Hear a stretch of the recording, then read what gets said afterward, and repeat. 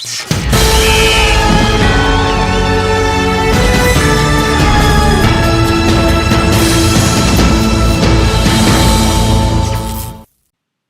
MBL, welcome to another episode of TFA's 2-Point Conversion Podcast. As always, I'm your host, TFA. As Season 17 kicks off tonight, I want to run over what I believe will be this season's biggest storylines, biggest games, and pick my division winners, as well as give my take on who I think will take home this season's Most Improved and Owner of the Year awards. I think the biggest storyline this season is going to be what develops of the Super Bowl runner-up Broncos after the fluke accident in preseason that resulted in a 26-week injury for quarterback Cole Parker. I'm really intrigued to see what happens to the Broncos and if they're going to be able to find success this season under Landry Jones. I think that if anyone can overcome adversity and get the job done, it'll be Backley. He's proven that he is one of the top contenders in the AFC and in NBL, and this team he has built definitely has what it takes to compete without a starting quarterback. Last season, we saw the emergence of CMF and his Tampa Bay Buccaneers as he went from a 2-14 team in Season 15 to an 8-8 team in Season 16. We have also seen the emergence of Mike Cuba in the AFC South. These are our reigning 2 Most Improved Award winners, and I'm really interested to see if they can maintain their success and finally jump over that hump. For the Buccaneers, who had another stellar offseason, the key is going to be winning divisional games. The Falcons and the Panthers have both dominated the NFC South this season, and if the Bucs are going to have any chance of making the playoffs, they're going to need to get over the hump and be sure to steal some wins from these 2 teams. If they can split the season series with each team, we could see CMF getting his first ever NBL playoff appearance. In the AFC, Mike Cuba has come on strong as a contender in the weak AFC South. The key to his success is going to come from beating the Titans. They led the division for most of the season up until the Titans manhandled them in Week 17 last year, to take the division at a measly 7-9 record. If the Texans want any shot at making the playoffs, they're going to have to go above 500, and they're going to have to prove it against the better teams that NBL has to offer. Quarterback Marshall Blair is going to have to continue growing as a quarterback, and I look for his 3rd season to be his breakout year. If Blair can be more consistent and complete more than just 59% of his passes on the season, I think the Titans could have their hands full with this up-and-coming team. We have the mainstays for each conference, who are always a lock for a playoff spot. So far this Madden, that has been the Falcons, the Lions, the Giants, the Patriots, the Bengals, and the Steelers. But I think we could definitely see a few new faces make the playoffs in Season 17. In the AFC, I think we see Mike Cuba take the division crown in order to gain his first playoff appearance. And I also think that Juggernaut and the Dolphins snag the last wildcard spot this season, and they make their way to the playoffs for the first time. In the NFC, I think that last year's 6 teams hold strong with the exception of the Redskins. I see the Cowboys surprising a lot of teams this year, and I think that we will see Mr. McGiblets in the playoffs for the first time. When I take a look at the schedule this season, there's one glaring thing that stands out to me, and that is that Week 17 could be a week full of win-or-go-home games.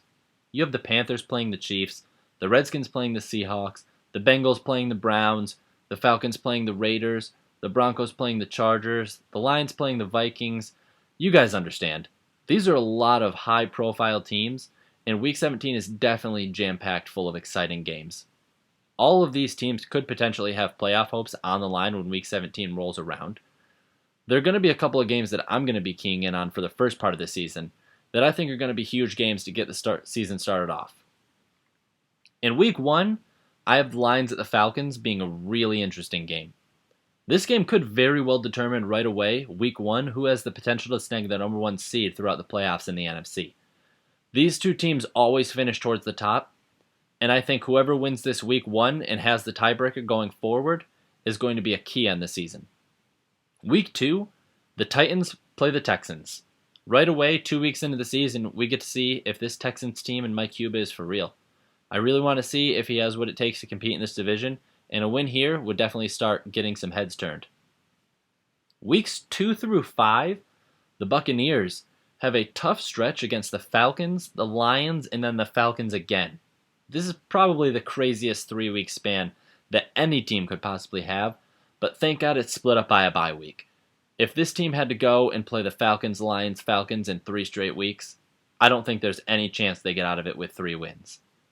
I think that they might salvage a win in one of these 3 games, And let's hope so, because if they want any chance to make the playoffs, they're going to have to salvage a win.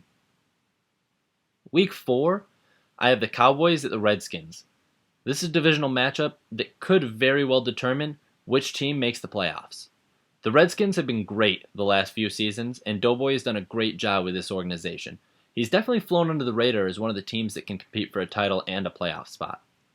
I think the Cowboys are going to surprise some teams this year, though, and take out the Redskins team at the beginning of the season. I think the Cowboys and Mr. McGiblets have been building a great team over in Dallas, and I'm excited to see what they can do this year.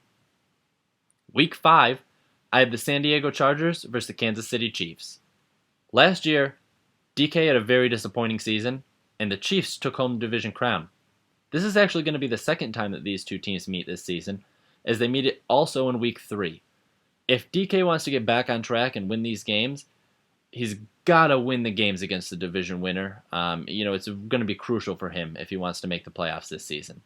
For Kansas City, they've shown no signs of being able to complete when playoff time hits, so this team definitely needs to start learning how to win against some of the better teams that NBL has to offer. For division winners, my prediction goes as followed. For the AFC, I have the 4 division winners listed as Jay Moon and the Patriots, Sonny and the Bengals, Mike Cuba and the Texans, and DK and the Chargers. Over in the NFC, I have Bomber and the Lions, Tom and his Giants, Wildcats and the Panthers, and Justin and the Seahawks. My wild card spots this season go to Backley and his Broncos, and Juggernaut and his Dolphins. In the AFC, while over in the NFC, we have one and only's Falcons and Mr. McGiblet's Cowboys rounding out the wild card spots in the NFC. A couple things to note here that are going to be really interesting to watch. I do have the Falcons losing the division. This would be their first division loss in their entire NBL career. One and only has never lost a division as long as he has been in NBL. So it's going to be really interesting to see if the Panthers can pull off a huge upset and take over the division crown. In the AFC, I have Lip and the Steelers missing the playoffs for the first time in a really long time. This is definitely going to, turn some heads and people are going to question it, but I think that there's potential that one of these teams like the Dolphins could sneak in and have a good record, and the Steelers could potentially miss out on the playoffs with a 10-6 record. As for my season award winners this year, I'm going to pick the Chicago Bears to win the most improved. I'm going to have Bob improving on his last season. I believe he went 5-11 last season. I think he's going to do better than that. I think Bob could potentially get up to a 500 team this year. He's done great things with drafting that team and building that team in the offseason. So I'm excited to see if he can put it all on the field and improve this year. I also have the San Diego Chargers winning Owner of the Year. I think DK is going to have a huge bounce back year this year. I think he's going to take over. And I can totally see a season where DK only loses 1 or 2 games, potentially having the best record in NBL, and taking home the Owner of the Year. As every year, these are just predictions, and I'm ready to get torn apart by those of you who feel that I left you out, but that's life. Sometimes one kid is a little uglier than the other, but that doesn't stop that kid from getting a participation award. For all of those who feel left out and snubbed, just remember that great quote from Happy Gilmore's hockey coach after he wasn't selected for the team. Well, better luck next year. Before I go, I want to remind everyone to keep those great donations coming so that NBL can send Tom to EA Play. This is a huge opportunity for the best league in Madden to get even better. For those of you listening who are wondering how you can become a part of the best league Madden has to offer, please head over to 365.maddenbomberleague.com where you can apply to become a member of a farm system affiliate league, The Grid. The 2-Point Conversion podcast will be taking a short break for a few weeks as I'm going to be heading home for the first time in 6 months to visit family for the summer. Once I get settled back in, the episodes will resume and TFA's 2-Point Conversion podcast will continue rolling. As always, TFA Warner here, signing off. Have a great week, NBL.